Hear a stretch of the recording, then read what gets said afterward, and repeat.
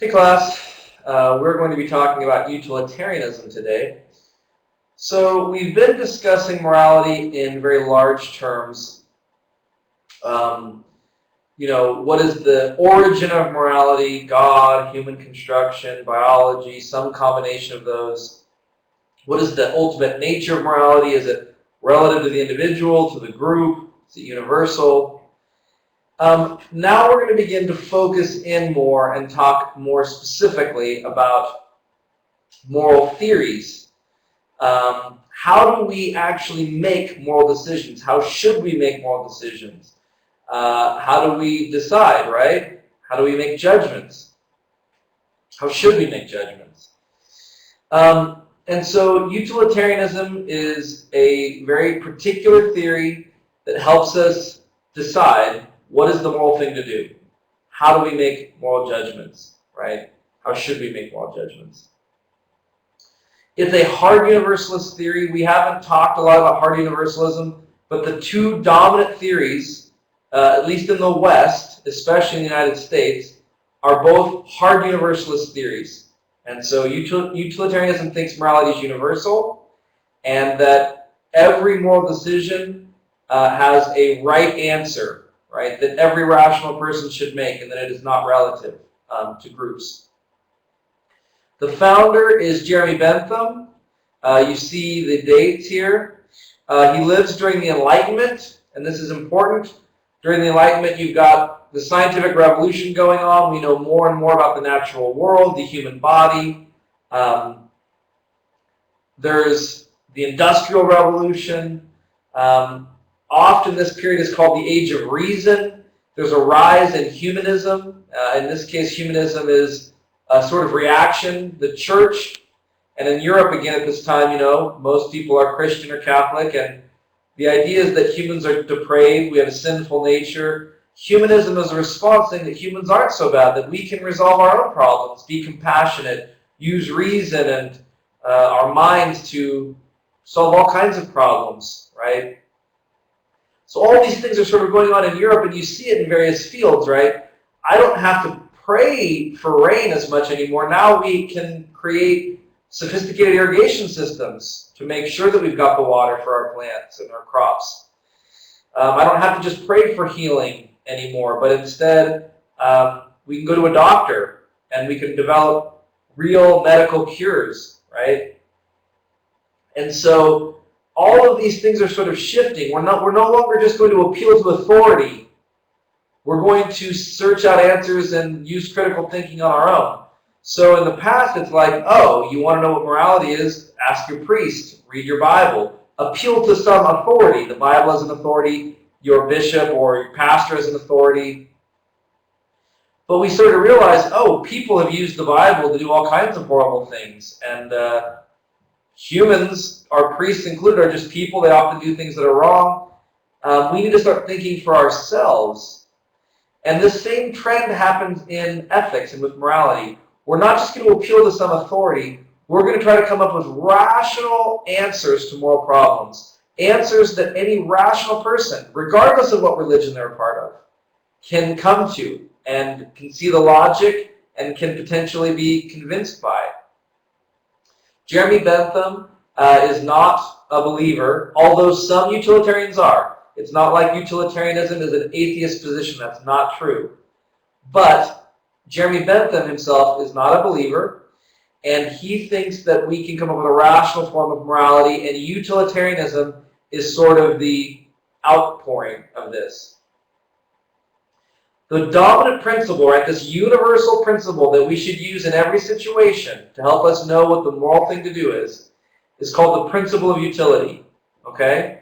So that's key. If you make any kind of utilitarian argument in a paper or a post, the principle of utility is going to be the foundation for it. It's going to tell you what you should do. And the principle of utility states, always act in a way that maximizes happiness and minimizes unhappiness for the greatest number of people. Here, happiness does not mean mere pleasure. Think of utilitarianism as an attempt to maximize good consequences for the most people possible. So utilitarianism cares about outcomes. That's our moral criteria. How do I know whether something's right or wrong? What did it produce? What are the outcomes or the consequences? That's the morally relevant criteria, okay? We're trying to maximize happiness for all. This is not selfishness. You're not trying to do what will bring you the most happiness. It's about what will bring the most people possible happiness. In utilitarianism, everyone counts as one and no more than one. You don't count yourself more than the stranger. You don't count your child more than the homeless person. Everyone is equal to one and no more than one. If you're going to do something and 10 people are going to be affected, if 8 are going to be affected in a positive way and 2 are going to be affected in a negative way, that's the moral thing to do.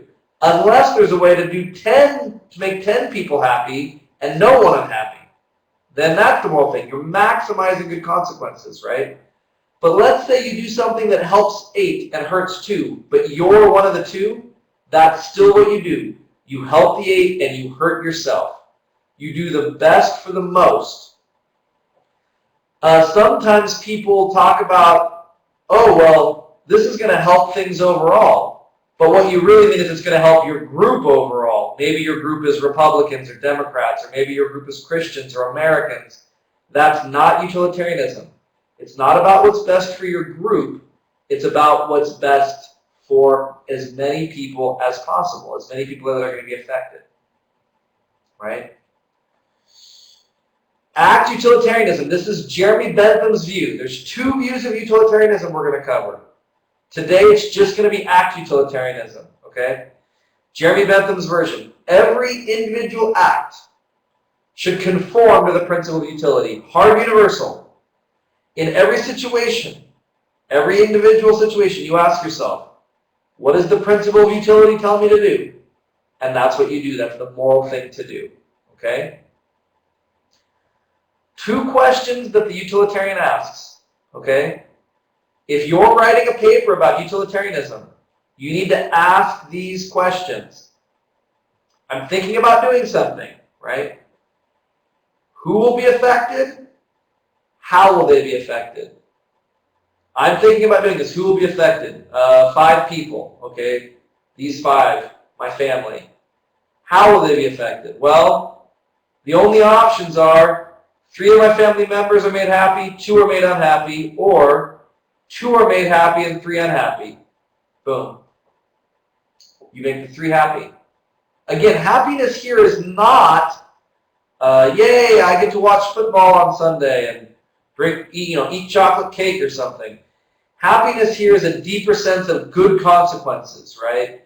A well-being in some ways. Bentham's not really clear about this early on, but certainly he doesn't just mean I injected heroin and feel happy, because we know that that's actually harmful to the person long term, and Bentham cares about that. So who will be affected? How will they be affected? So this is a consequentialist theory, utilitarianism is, which means it cares about consequences. That's the only morally relevant criteria. Utilitarians do not care about your intentions. You might intend to do something good, but if the consequences turn out bad, it was the wrong thing to do, right? Part of this, by the way, is that the utilitarian thinks consequences are more empirical. You can get your eyes on them. I don't know what you intend, right? Who knows? That's private. But I can see consequences. I can measure consequences. And that seems to be what morality should be predicated on for the utilitarian, because it's more objective. Intentions are private and subjective. Consequences are visible to all of us, thus more objective. Utilitarian is a hedonistic theory, and this has a lot of negative connotations, but all it really means is that happiness and pleasure factor into morality here. Utilitarians base morality on happiness and on pleasure, and so it's hedonistic in that way. We've already mentioned that it's hard universal theory, right? Okay, so intrinsic and instrumental value. There's different ways you might value something. 2 dominant ways, either intrinsically or instrumentally. Instrumental value means I value this thing as an instrument that gives me something else I value, right? I don't value the thing, I value it as an instrument. I value a shovel because it allows me to dig a hole. I value it instrumentally. It gives me something else I value, the hole that I want to put a tree in, right? I value my lawnmower instrumentally. I use my lawnmower as an instrument to make my grass look good. I'm using it to get to something else I value. Money is a great example. I don't value the paper. I don't value the coins. I value money because I can use it as an instrument to get me other things I value, like pay my rent or my car bill or buy a DVD. Instrumental value, right? Intrinsic value is different. If you value something intrinsically, you value it in and of itself, not because it brings you anything else, but because of what it is, right? These are more difficult to come by. What actually has intrinsic value, right? The utilitarian says only happiness has intrinsic value.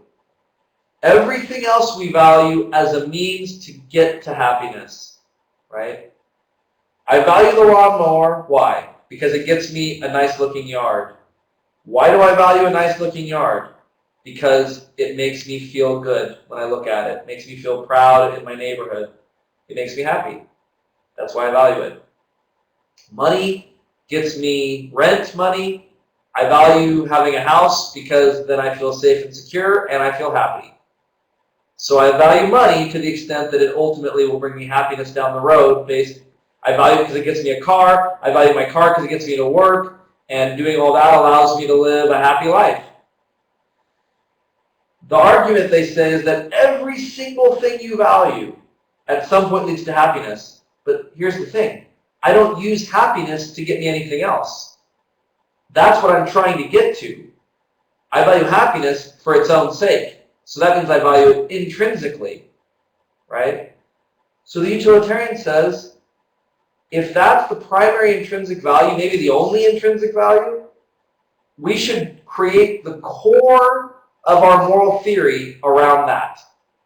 If happiness really is valuable intrinsically, then we should shape our moral theory around happiness, well-being, right? Human contentment. And that's why the principle of utility should be used in every single situation. We're trying to increase happiness overall. Now, I'm going to ask you a question. Can you think of other things that have intrinsic value? This is going to be important as we go through the course. If so, what would you say has intrinsic value?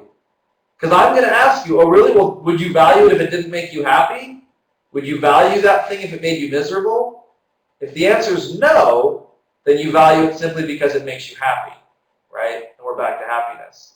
So that'll be important.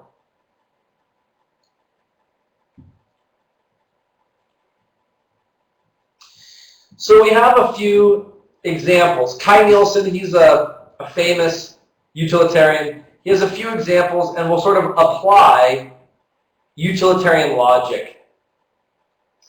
Kai Nielsen tells the story of a group of 10 that were going spelunking in a cave. They get to the exit, and it's near some water. A heavyset person tries to get through, and he gets wedged in the only exit out of the cave. They can't get out. The water is rising. They do have some dynamite with them. If they don't do anything, all 9 will drown, except for the person in the exit, because their head is above, and they will still get oxygen.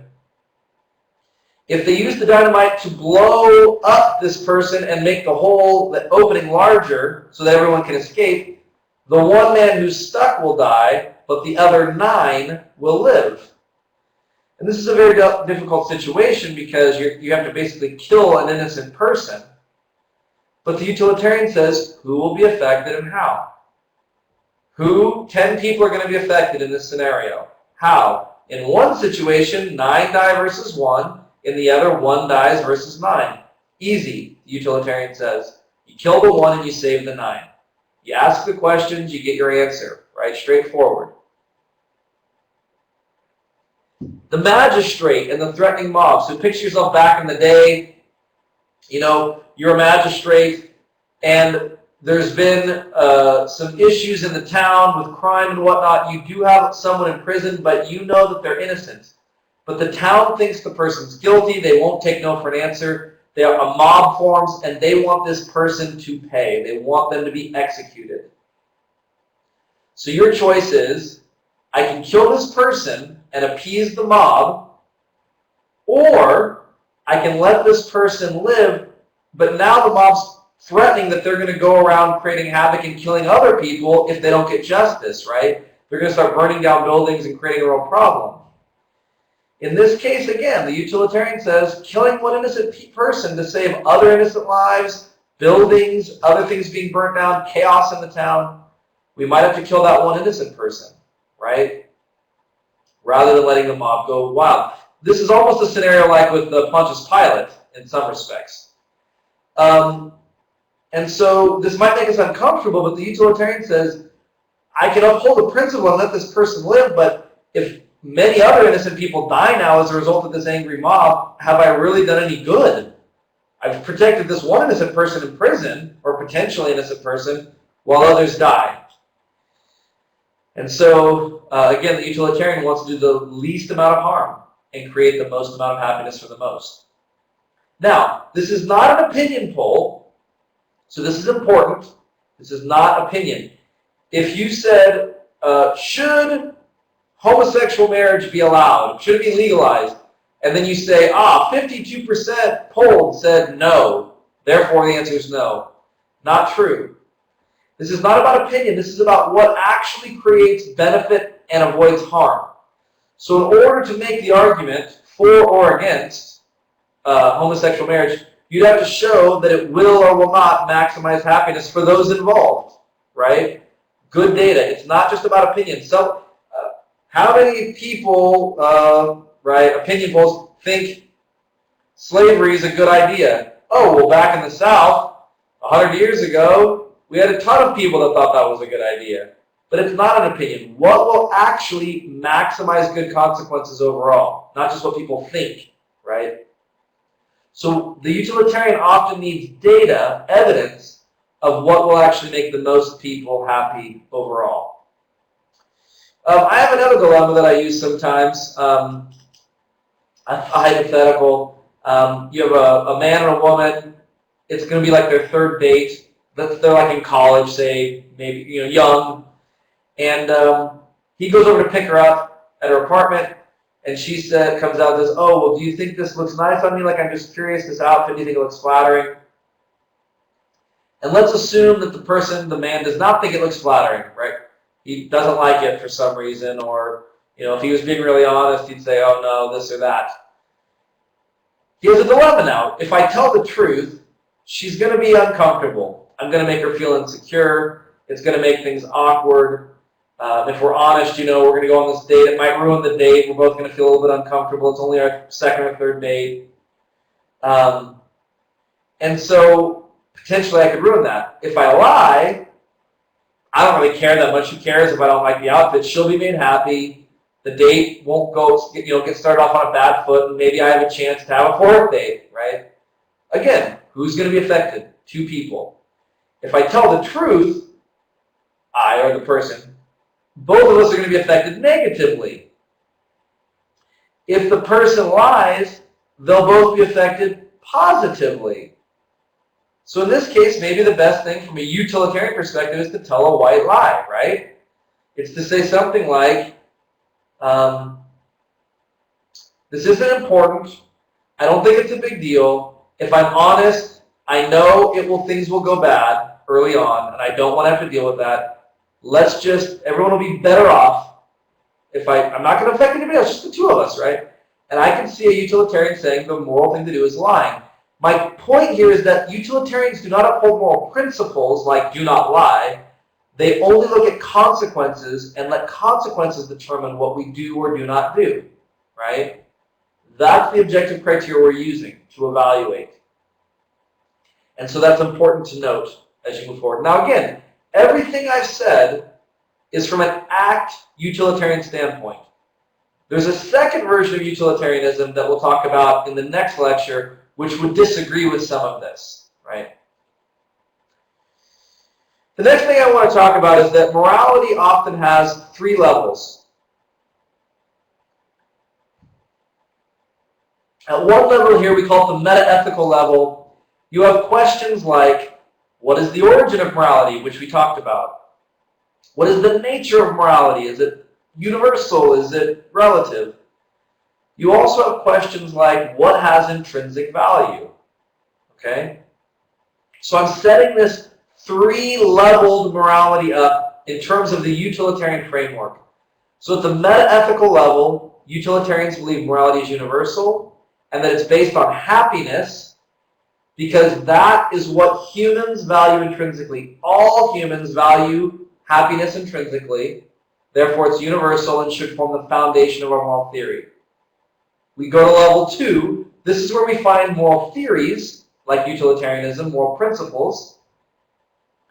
If happiness is the intrinsic value, then our moral principle is the principle of utility that says maximize happiness for as many people as possible. Level 2 flows directly from level 1, right? The logic that happiness has an intrinsic value leads directly to our adoption of the principle of utility if we're utilitarians. Level 1 is our actual moral judgments. In this case, what does the principle of utility tell me to do in this situation? We just gave 3 examples of what we might do, right? The logic flows in both directions, and there's a consistency throughout. Part of this course is trying to help you think consistently about moral decisions, right? I make a decision and someone says, why did you do that? And I say, well, I did that because I'm trying to maximize happiness for all. I'm trying to follow the principle of utility. And then the person says, well, why should I care about the principle of utility? And you say, because you value happiness intrinsically, like all other humans. So we should be trying to maximize that, and that's why I did what I did. That is the key to morality here, what I just did. It's you make a judgment and someone says why. Philosophy is here to help you justify why you think that's right and that's wrong. You just gave a reason. I'm trying to maximize happiness for all. Why should I care about happiness? Because we all value it intrinsically.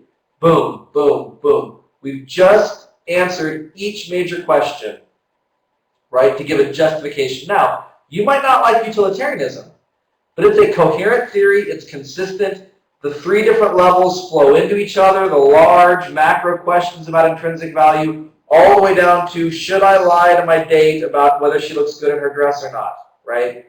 And there's a consistency about why you would do the things you do based on the principle of utility. So I hope this helps, but this kind of framework is really important, and I'm going to sort of ask you to be able to articulate an argument using these 3 levels, right? So that you can see the logic and how they flow together. If you have any questions on this, please let me know. You can see the 3 levels in other examples. Let's take this out of utilitarianism altogether. Let's say I'm a teacher and I want to create a moral judgment, a moral rule like no cheating in the classroom, right? No cheating in class. And a student says, well, why no cheating? All of a sudden, I've taken this judgment, and now I've got to justify it. I've got to create a moral rule or principle that tells me why cheating is wrong. So maybe I say something like, because cheating doesn't